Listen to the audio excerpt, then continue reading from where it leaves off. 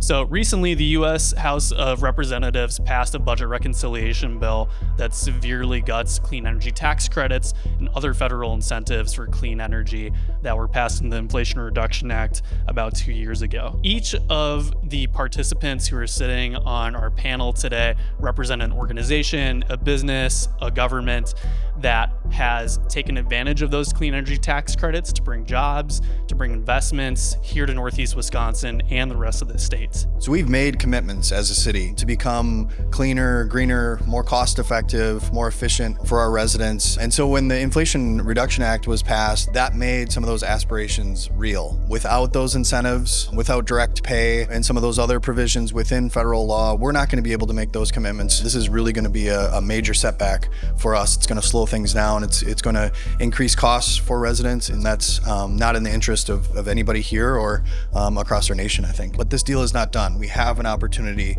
to have legitimate and honest conversations with our legislators at the federal level about what these effects would be and could be for real people. An example that I can talk about for the city, there are 2 solar energy projects in development for this year to be implemented on our east and west side garages for Public Works. If those are not placed in service by the end of the year, then that 30% tax credit would go away, which basically would increase the cost by over $200,000 for those projects. It would be a substantial impact to the clean energy plan for the city of Green Bay and to the community if these federal tax credits go away. What's going to happen is it's going to just slow the progress down. We installed 42 solar panels on one of the flat roofs of our building. We've applied for the Inflation Reduction Act tax credit, which would return roughly $15,000 of that $50,000 outlay to the congregation. Quite frankly, we wouldn't have done the project without that incentive. The savings that we will have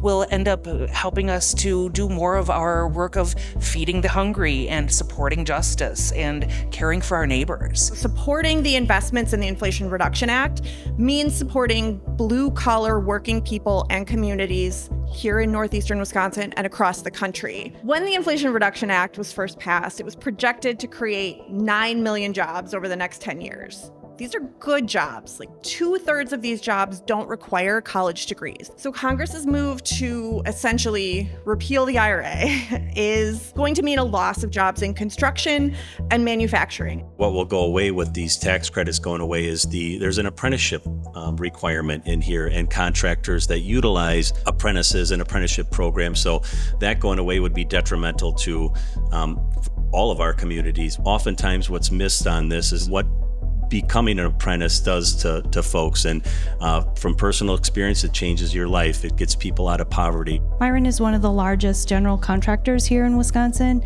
and we have done more than a dozen projects that have received or are applying for IRA funding, everything from the private sector to municipalities to higher education and K through 12 schools.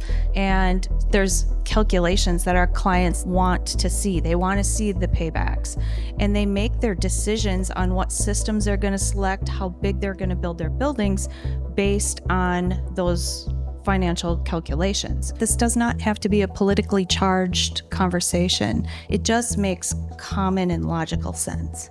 The residential tax credit, if the tax credits go away, it's just going to set us back. The Oneida Nation, just like all of the governments and organizations that have come forward today, would experience that substantial impact as well. Clean energy can help us with economic development, workforce development, and cost savings for not just our government buildings, but for the community as a whole. And I'm hoping that the information that we're providing today to our local congressional representation will carry that message to the greater congressional delegation to understand how we will be impacted here in the Midwest. Because I don't think it's just right here, it's all across the country in very, very different types of scenarios. So I hope they hear us and I hope they take action.